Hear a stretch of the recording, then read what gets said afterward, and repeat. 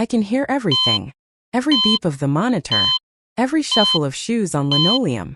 Every whispered conversation the nurses think I can't understand. But what I heard my husband say 3 nights ago, that changed everything. My name is Claire Donovan, and I've been in a coma for 17 days. The doctors say I fell down the basement stairs at our house in Riverside. They say I'm lucky to be alive. But luck isn't the word I'd use. Not when you can hear your husband confess things he never had the courage to say to your face. Tension. The accident happened on a Tuesday. I remember because Tuesdays were always our day. For 11 years Marcus and I had kept that tradition. Dinner together, no phones, no distractions. Just us. Except lately, there hadn't been much of an us to speak of. I remember standing at the top of those basement stairs, holding a box of old photo albums. Marcus had asked me to clear out the storage room. He said we needed space for his home office equipment. I remember thinking how strange that was. We'd always kept our memories down there. Our wedding photos.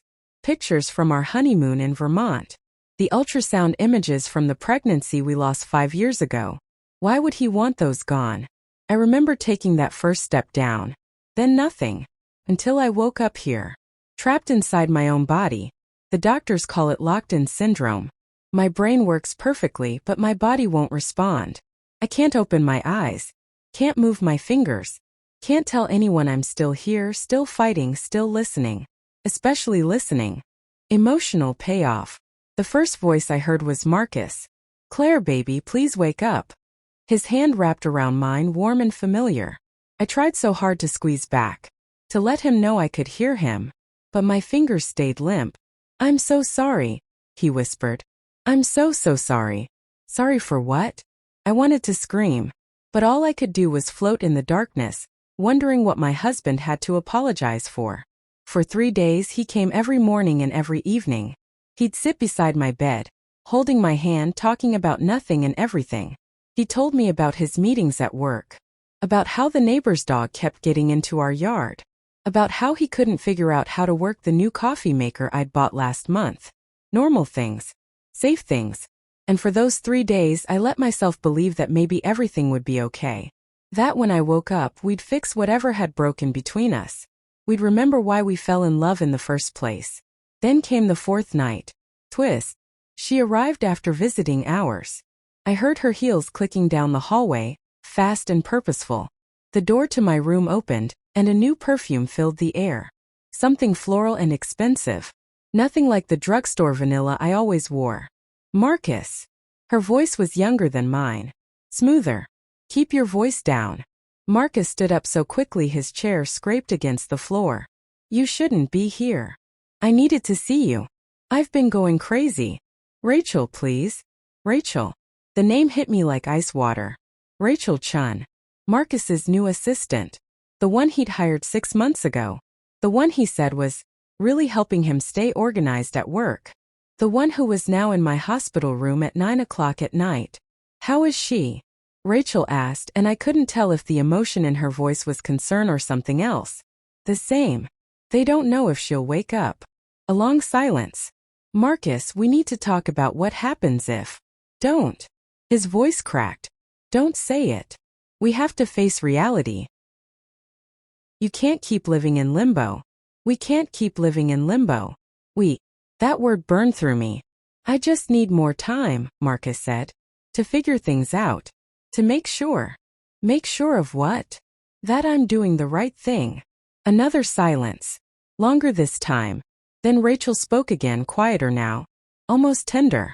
You told me you were going to ask for a divorce. You said your marriage had been over for years. Was that true? Or were you just saying what I wanted to hear? My heart monitor beeped faster. Somewhere down the hall a nurse looked up. Marcus didn't answer right away. When he finally spoke, his voice was barely above a whisper. It was true. It's true. Claire and we've been strangers living in the same house. We stopped really talking years ago. After we lost the baby, something just broke. We never fixed it.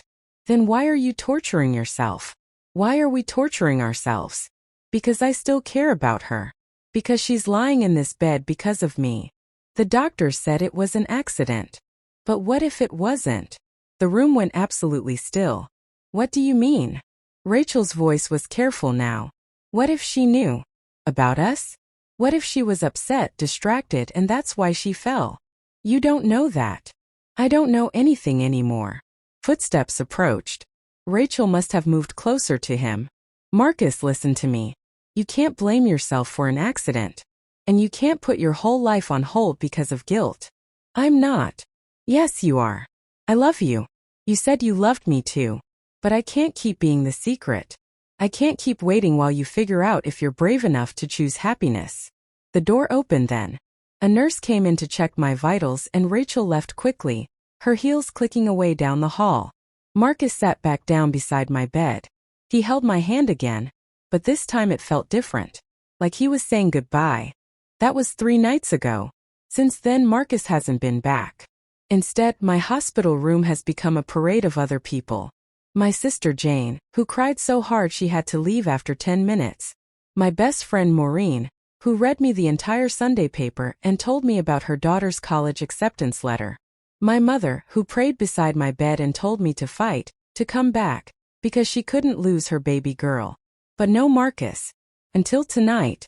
I hear his footsteps before he even enters the room. I've memorized the way he walks, quick, efficient, always in a hurry to get somewhere. He sits down, clears his throat. Claire, I need to tell you something. Something I should have said a long time ago. My heart monitor picks up speed. I've been a coward. For years.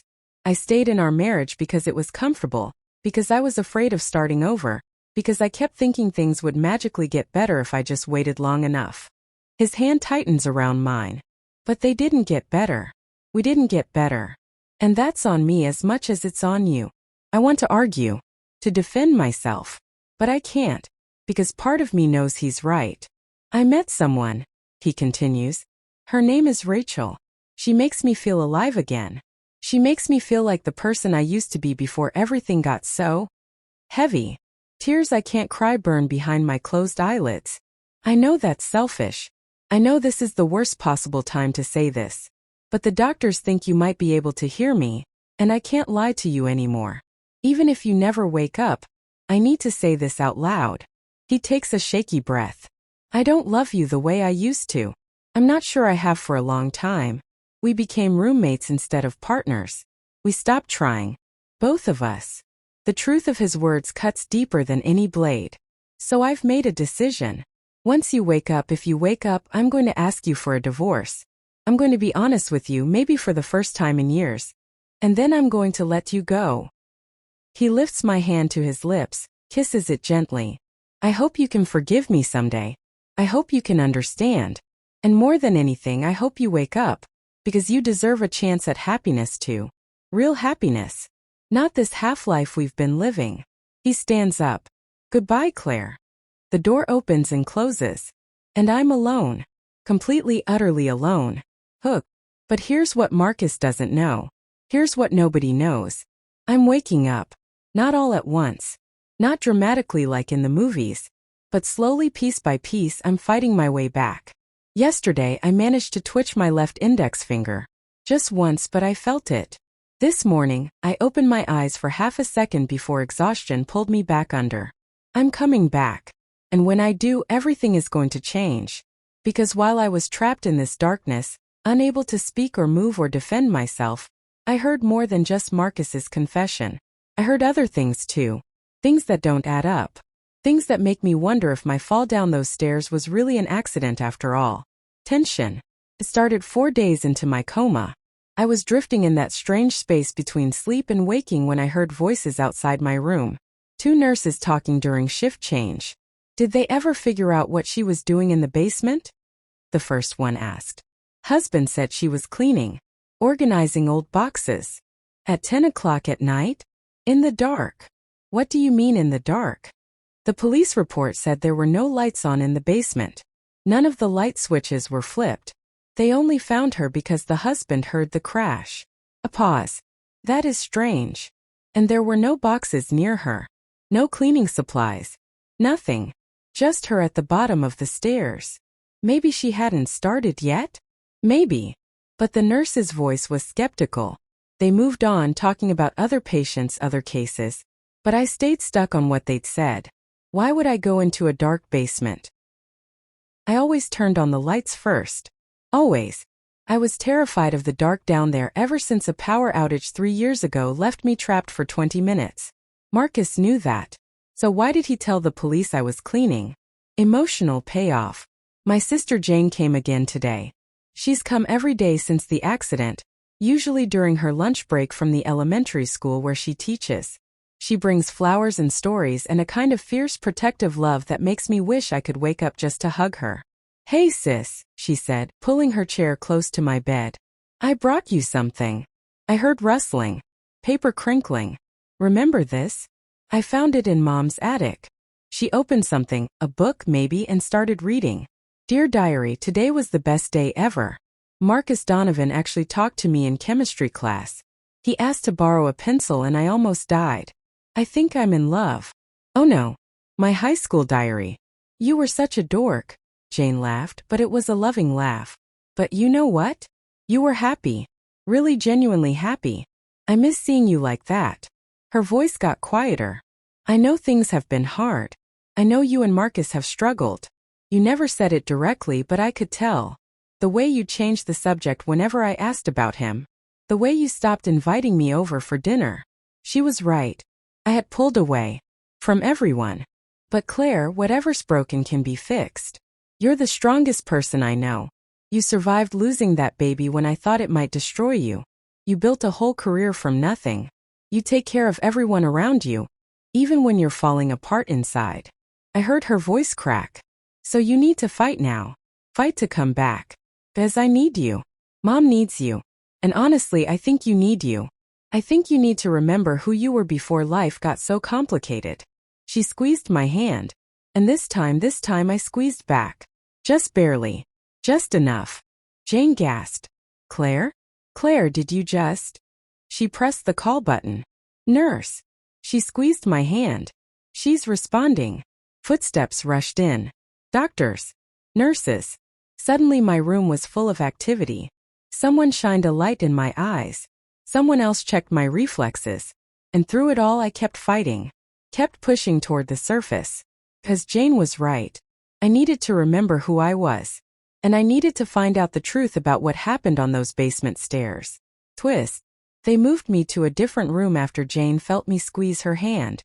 This one has more monitoring equipment. More specialists checking on me every few hours. Everyone's excited about my progress. Everyone except Marcus.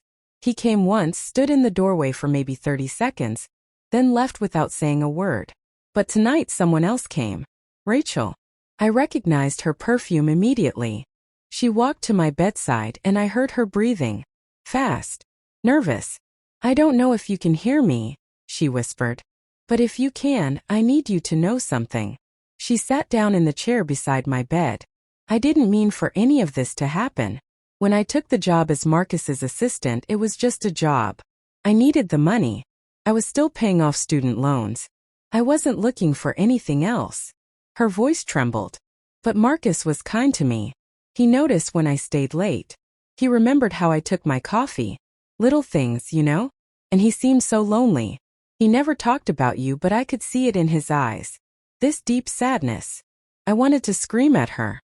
To tell her she didn't know anything about my marriage, about my husband, about the years of history she was erasing with her presence. But I still couldn't move. Couldn't speak. "We didn't mean to fall in love," Rachel continued. "It just happened. One late night working on a presentation. We ordered takeout. Started talking about real things. He told me about the baby you lost. About how you blamed him for wanting to try again too soon. About how you stopped letting him touch you after that. That's not true. That's not how it happened. Or was it? Had I blamed Marcus?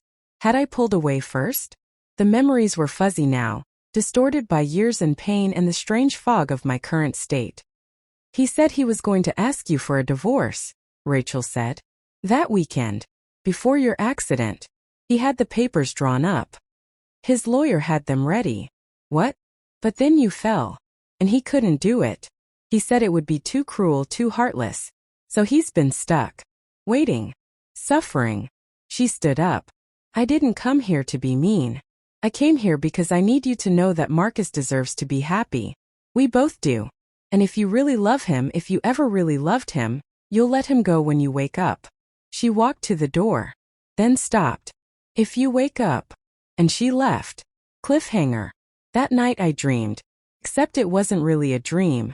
It was a memory sharp and clear, forcing its way through the fog. I was standing at the top of the basement stairs. It was dark. The rest of the house was dark too. Marcus was behind me. I need you to understand, he was saying. This isn't working anymore. We're not working. I know, I heard myself say. I've known for a while. So you agree? About the divorce. I turned to face him. I don't want to fight about this. I just want to figure out how to do it without destroying everything. Claire, I already found the papers. In your car. The divorce papers. My divorce papers. The memory sharpened. I had been the one planning to leave. Not him. I'd met with a lawyer 3 weeks before the accident. Filed preliminary paperwork. I was just waiting for the right time to tell Marcus. I was going to talk to you, I said in the memory. This weekend. I was going to suggest we sit down and figure this out like adults. You were going to blindside me. No. I was going to be honest with you. After 11 years, you were going to throw away our marriage without even trying to fix it? We've been trying to fix it for 5 years. Ever since we lost the baby. You know we have. The memory started to fracture then. Pieces missing. Like a video with chunks cut out. Marcus reaching for me. Me stepping back. My foot finding nothing but air. The sensation of falling. Marcus's hand grabbing for me, missing by inches. The sickening crack of my head hitting concrete. An accident. It had been an accident. But then why did the memory feel incomplete? Why did it feel like something important was missing? Hook. I opened my eyes. Really opened them. For the first time in 18 days.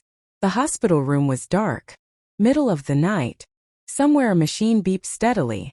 I tried to move my hand. Trembled, but it moved. I tried to speak. Nothing came out but a dry rasp. But I was awake. Really truly awake. I turned my head slowly toward the window. And saw Marcus sitting in the chair beside my bed. He was asleep, his head tilted back, mouth slightly open. He looked exhausted. 10 years older than he had 3 weeks ago. I wanted to wake him. To tell him I was back. But then I saw what was on his lap. A folder. Legal papers peeking out from the edges. And on top of those papers a pen. He'd been sitting here in the middle of the night with divorce papers. Waiting for me to wake up so he could ask me to sign them. Or maybe just waiting for me to die so he wouldn't have to. My heart monitor's beeping quickened. Marcus jerked awake. Our eyes met. For a long moment neither of us moved. Then he smiled. But it wasn't a happy smile. It was sad and relieved and guilty all at once. Claire, he whispered. You're awake. I tried to speak but only managed a whisper. Water. He jumped up, poured water from a pitcher, held the cup to my lips. I drank, feeling my throat come back to life. How long? I finally managed. 18 days. You thought I wouldn't make it. It wasn't a question. He looked away. The doctor said it was possible. That you might never wake up. And then you could move on with Rachel. The words came out clearer now, stronger. Marcus froze. You know about Rachel? I heard everything. Every word. The whole time. I was awake in there. All the color drained from his face. Claire, don't. I held up a trembling hand. Don't apologize. Don't explain. I need to know one thing first. Anything. Did you push me? Tension. The question hung in the air between us like smoke. Marcus stared at me. His mouth opening and closing, no sound coming out. Did you push me down those stairs? I asked again, my voice getting stronger with each word. No. God, no. Claire, how could you even think? Because nothing makes sense. I don't remember going into that basement. I don't remember why I was there. All I remember is you standing behind me, and then falling. I didn't push you. His voice broke. I swear on everything I love I didn't push you. But you wanted me gone. No. That's not. He ran his hands through his hair. It's more complicated than that. Then explain it to me. He sat back down, the folder of papers sliding to the floor. That night, he started. You told me you wanted a divorce. You said you'd already talked to a lawyer. Already started the paperwork. I remember that part. You were going to leave me. Take half of everything. The house, my business profits, everything we'd built together. That's how divorce works, Marcus. I know. But I panicked. I worked so hard. 70-hour weeks for years building the company. And you were just going to walk away with half of it, even though you'd barely been involved in it for the last 3 years. I felt anger rising in my chest. I was grieving. I lost our child. We both lost the baby. His voice was quiet but firm. But you were the only one allowed to fall apart. I had to keep working. Keep providing. Keep holding everything together while you disappeared into yourself. The truth in his words stung. So yes, he continued, I met Rachel. And yes, she made me feel something I hadn't felt in years. Hope. Joy. A future that didn't feel like endless gray days. And you wanted me out of the way. I wanted a divorce too. That's what I was going to tell you that night. But when you told me you'd already filed, that you'd done it without talking to me first, I got angry. So you pushed me. No. He leaned forward, his eyes desperate. You were standing at the top of the stairs. You said something about getting boxes from the basement to start packing your things. I followed you. I was yelling, saying things I shouldn't have said.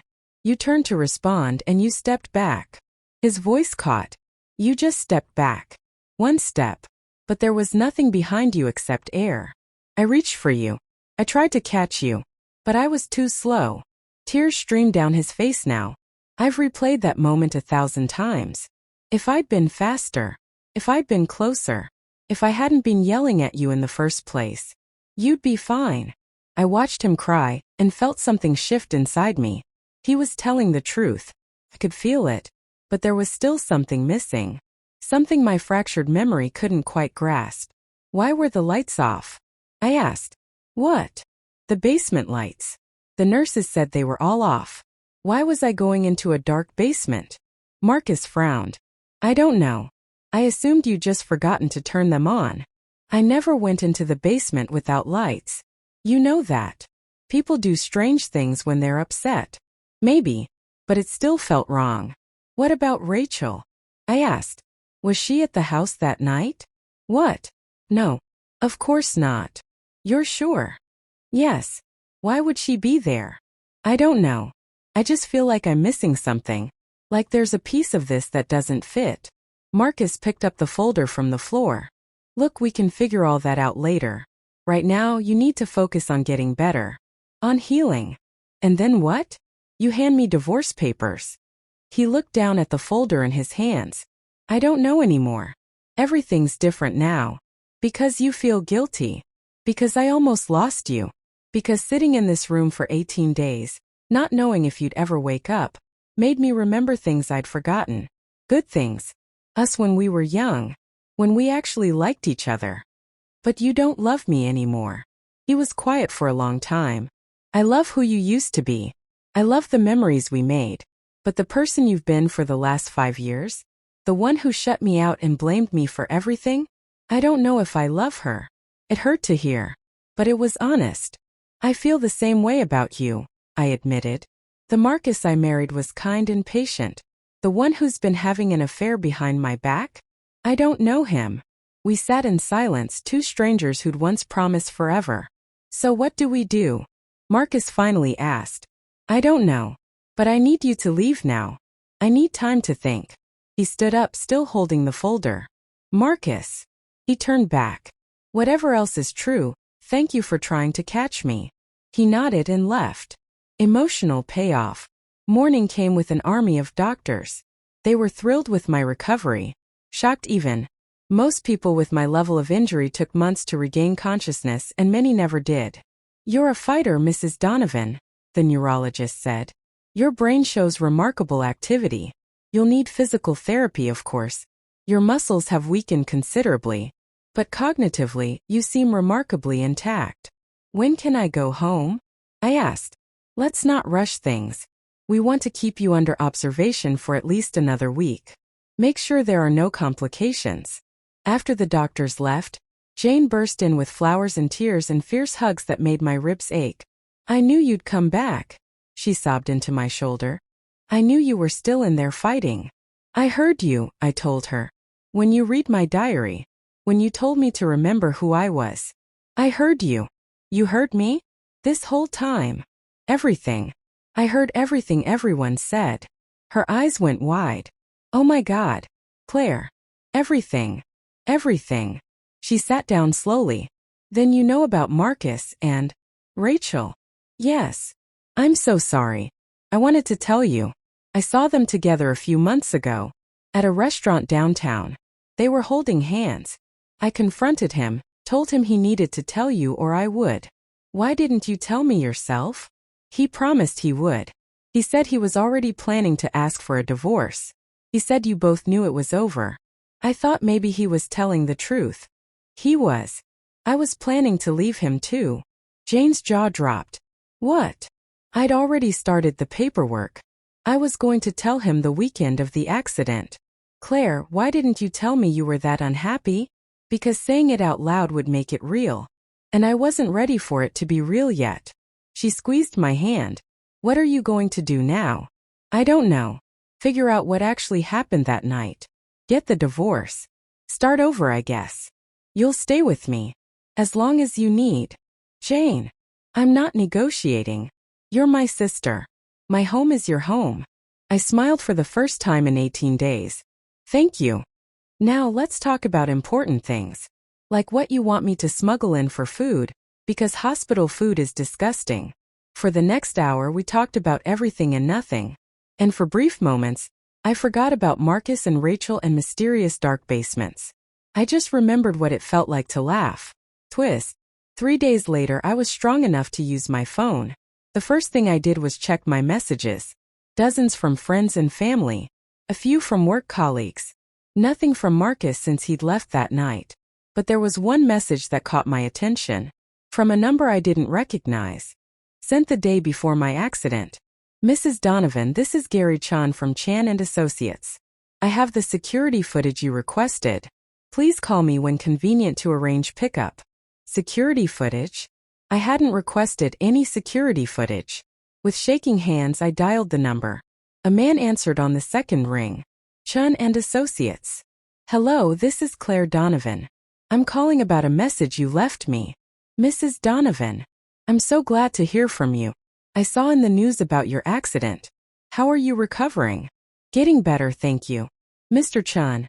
I'm a bit confused about your message. What security footage?" "The footage from the cameras you had us install at your residence. You called 2 weeks before your accident. Said you wanted to know who was coming and going from your house when you weren't home." My heart started pounding. "I called you." "Yes. You seemed quite concerned. You paid extra for the rush installation. We put cameras on your front door, back door, and garage entrance. The footage is all stored on our cloud server. You said you'd pick up the access information in person. But I never did." "No. We tried following up after the installation, but you didn't return our calls. Then we heard about the accident." "Mr. Chan, I need access to that footage right now. Can you email me the login information?" "Of course. Give me 1 moment." I waited, barely breathing, while he typed. "Just sent it to the email on file. Is there anything else I can help you with? Can the footage be deleted remotely?" "Not without the master admin password, which only you have." "Why?" "Just curious." "Thank you, Mr. Chan." I hung up and opened my email. The login information was there, along with a link to the cloud storage system. Clicked it, and started watching footage from the weeks leading up to my accident. Cliffhanger. The first few days of footage were boring. Me leaving for work. Coming home. Marcus leaving for work. Coming home. Normal life. But then, 5 days before my accident, something changed. Rachel appeared. She arrived at our house at 10 in the morning, when she knew I'd be at work. Marcus let her in through the front door. She didn't leave until 2 in the afternoon. The next day the same thing. And the next. They weren't even trying to hide it anymore. They thought they were safe. But then I saw something that made my blood run cold. 2 days before my accident, Rachel arrived at the house. But this time she wasn't alone. A man was with her. Older. Wearing a suit. They talked with Marcus in the driveway for 15 minutes. The man handed Marcus a folder. They all shook hands. Then the man left. Rachel and Marcus went inside and didn't come out for 3 hours. I rewound the footage, zoomed in on the man's license plate, wrote down the number. Then I called my sister. Jane? I need you to do something for me. I need you to run a license plate. What? Claire, I'm a kindergarten teacher, not a cop. Your friend Amy is a cop. Call her. Tell her it's an emergency. Tell her I need to know who owns this car. I gave her the number. Claire, what's going on? I'm not sure yet. But I will be soon. 2 hours later, Jane called back. The car belongs to a man named Richard Torres. He's a private investigator. A private investigator? Why would Marcus need a private investigator? Unless he was gathering evidence. Information. Building a case. Against me. I pulled up more footage. Went back further. And found something that made everything click into place. 3 weeks before my accident, Rachel had come to the house. But this time she'd arrived when I was home. I watched myself answer the door, clearly surprised. Watched Rachel's mouth moving, saying something I couldn't hear. Watched myself step aside to let her in. They talked in the living room for 20 minutes. I could see myself getting upset, standing up, pointing toward the door. Rachel had left. I'd stood there for a long time afterward, just staring at nothing. And then I'd done something I didn't remember doing. I'd picked up the phone and made a call. To Chun and Associates. I'd known. Somehow, 3 weeks before my accident, I'd known something was wrong. Known I needed proof. And Rachel had known I knew. Hooked. The police detective arrived at my hospital room the next morning. I'd called the station as soon as visiting hours ended. Told them I had new information about my accident. Detective Sarah Martinez was in her 40s, sharp-eyed and no-nonsense. Mrs. Donovan, your call was quite cryptic. You said you don't believe your fall was an accident. I'm not sure what I believe yet. But I have security footage I think you need to see. I showed her everything on my laptop. The footage of Rachel and Marcus. The private investigator. Rachel's visit to the house 3 weeks before the accident. What do you think the private investigator was doing? Martinez asked. I think my husband hired him to follow me. To gather evidence for the divorce. Maybe he thought I was having an affair too. Or maybe he just wanted leverage. And this woman, Rachel Chun, she works for your husband? She did. I'm not sure if she still does. Martinez made notes. Is there anyone who might have wanted to harm you? 3 weeks ago I would have said no. But now I'm not so sure. Why is that? I hesitated. This was it. Once I said the words out loud, there was no taking them back. I think Rachel came to my house that day to warn me. To tell me to back off. And I think when I didn't, she decided to do something about it. You think Miss Chun pushed you down the stairs? I think it's possible. I was going into the basement. Marcus was yelling at me. But I can't remember if there was anyone else there. If someone else could have been in the house. Martinez closed her notebook. Mrs. Donovan, I understand you've been through a trauma. And I understand you're upset about your husband's affair. But we can't just accuse someone of attempted murder without evidence. Then get evidence. Check the footage from that night. See if Rachel's car is anywhere in the neighborhood. We will. But I have to warn you. Even if her car was in the area, that doesn't prove anything. And accusing her without cause could open you up to a defamation suit. I know. But I also know something happened that night that I can't remember. And I need to find out what it was. Martinez stood up. We'll look into it. In the meantime, is there somewhere safe you can stay when you're released? Maybe not at your home? I'm staying with my sister. Good. Keep it that way. After she left, I sat in the quiet room, wondering what I'd just started. And wondering if I was ready for the truth that when Marcus came that evening he looked terrible. Dark circles under his eyes. Stubble on his jaw. His shirt was wrinkled. The police called me, he said without preamble. They're investigating the accident. They wanted to know about Rachel. About security cameras I didn't know we had. I had them installed. When? Before the accident. Because I knew something was wrong. He sat down heavily. Claire, what are you doing? Trying to find out the truth. The truth is that you fell. It was an accident. A terrible, horrible accident. But an accident. Was it? Or did someone help me fall?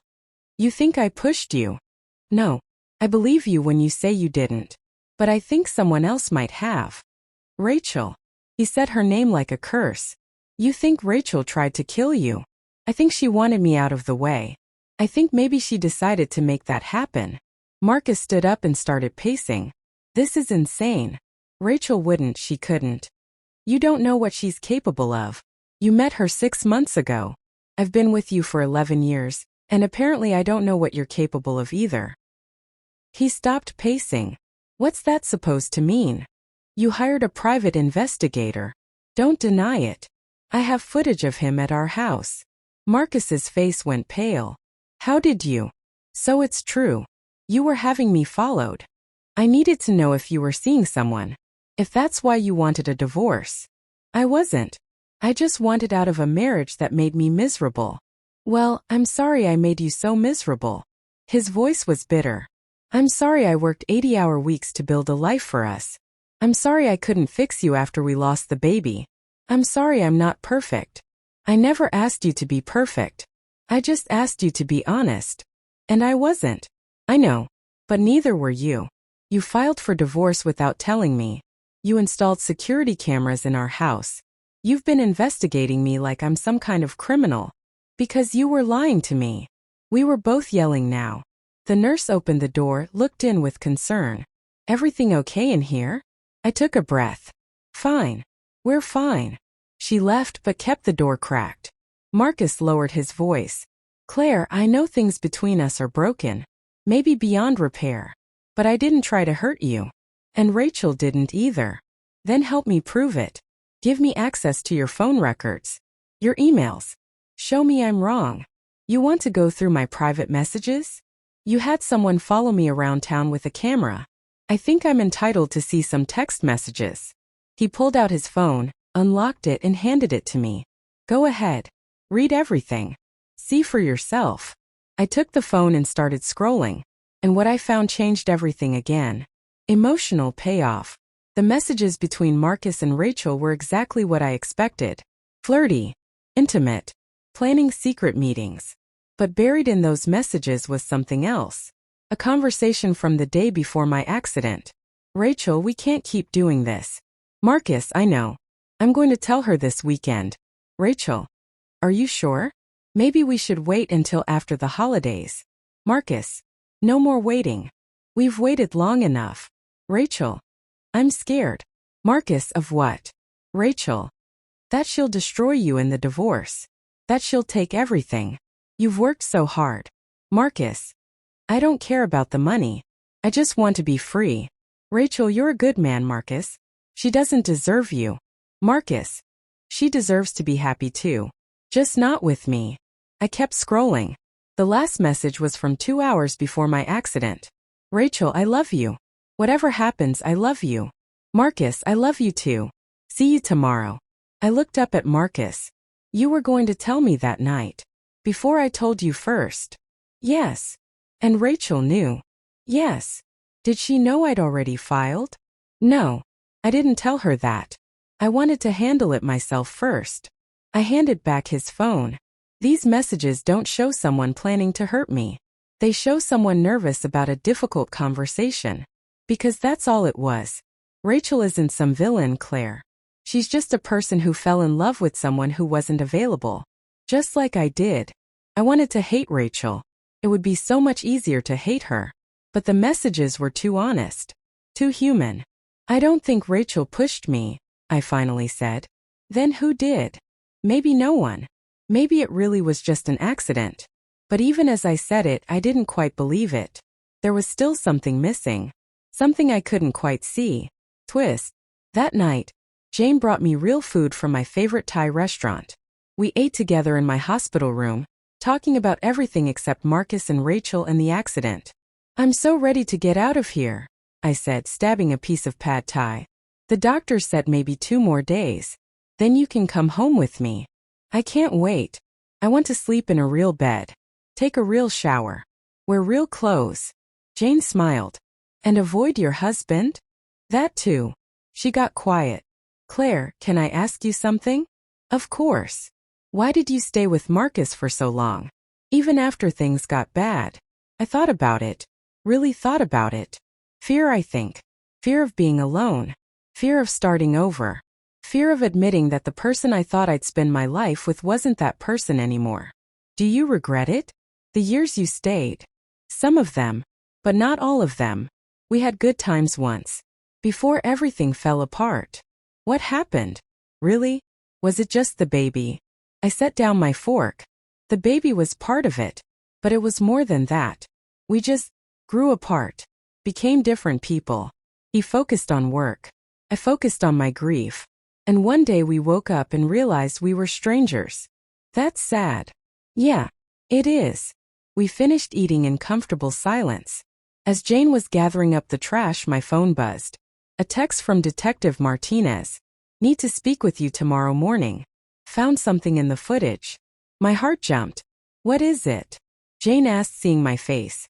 The detective found something. Something good or something bad? I don't know yet. But the knot in my stomach told me it was going to be bad. Cliffhanger. Detective Martinez arrived at 8 a.m. sharp. She wasn't alone. Another detective was with her, older with tired eyes. Mrs. Donovan, this is Detective Frank Chun. He's been helping me review your security footage. What did you find? Martinez pulled out her tablet.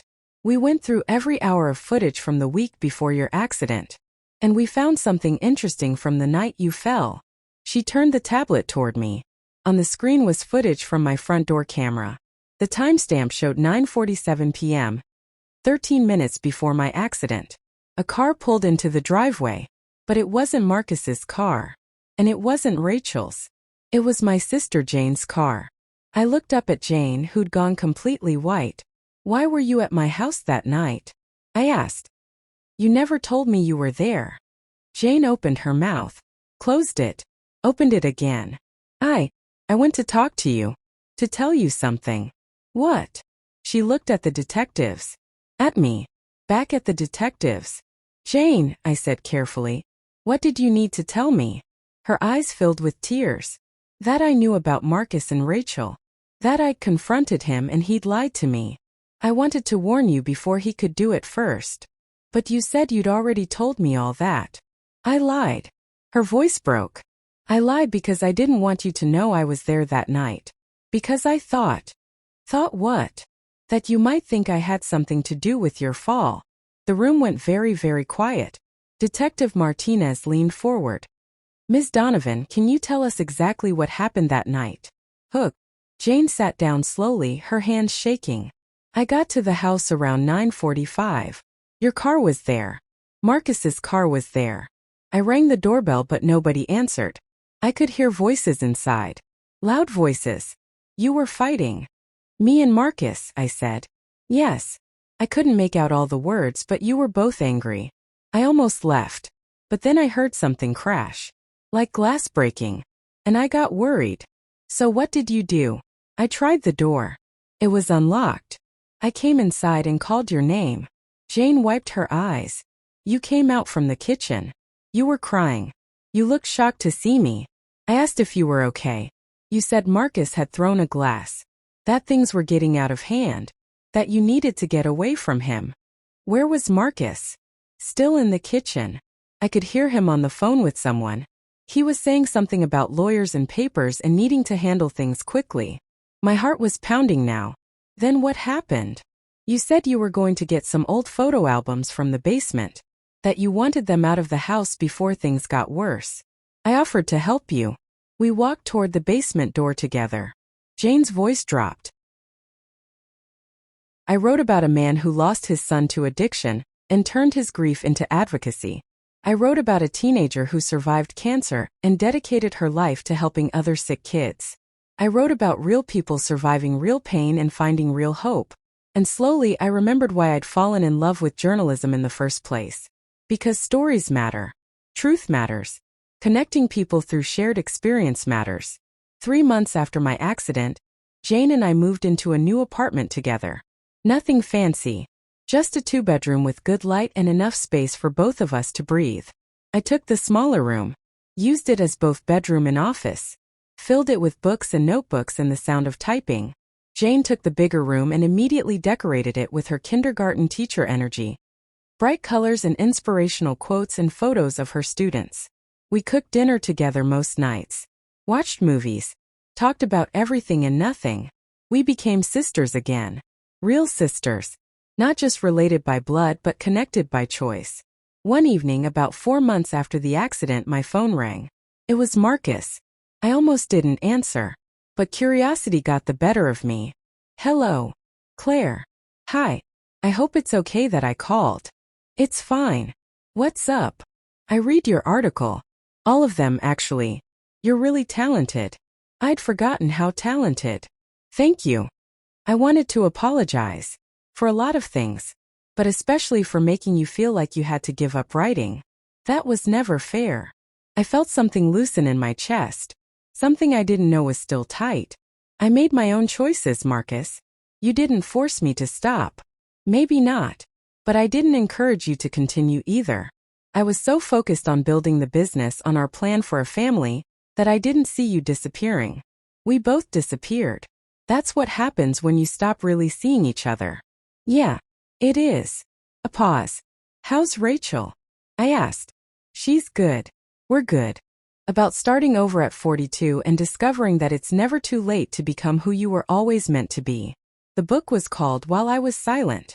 And tonight I was reading from it for the first time. I took a deep breath and walked down the stairs. The coffee shop was packed. 50 people at least, maybe more. Friends. Family. Strangers who'd read the articles. Jane sat in the front row beaming with pride. My mother sat next to her, crying already even though I hadn't started. Maureen was there. Angela was there. Even Marcus had come, standing in the back with Rachel beside him. Our eyes met across the room. He smiled. I smiled back. No anger. No regret. Just two people who used to love each other, grateful to have survived. I opened my book to the first page, and I began to read. My name is Claire Donovan, and I've been given a second chance at life. Not because I deserved it, not because I earned it, but because sometimes when everything falls apart, the pieces land in a pattern that makes more sense than what came before. As I read, I watched faces in the audience react. Some cried, some smiled, some nodded like they understood exactly what I was saying, and I realized something profound. The accident hadn't been the worst thing that ever happened to me. It had been the thing that saved me, because sometimes you have to fall before you can learn to fly. Sometimes you have to lose everything before you can find what really matters. The accident, the coma, the truth I'd heard while I couldn't move or speak, the divorce, the forgiveness, the slow, painful work of rebuilding. And I realized something. I wouldn't change any of it, because that fall, that terrible, frightening fall, had been the beginning of my real life. The life where I was brave enough to tell the truth, strong enough to survive it, and wise enough to know that sometimes the worst things that happen to us are really invitations. INVL continuations to become who we were always meant to be. I looked up at the sky, pink and gold with sunset, and whispered to the universe. Thank you. For the fall. For the truth. For the second chance. For everything. And then I kept walking toward my sister's house, toward pasta and wine and laughter, toward whatever came next. Because I wasn't afraid anymore. I was ready. For all of it. For more stories like, subscribe and share to your friends.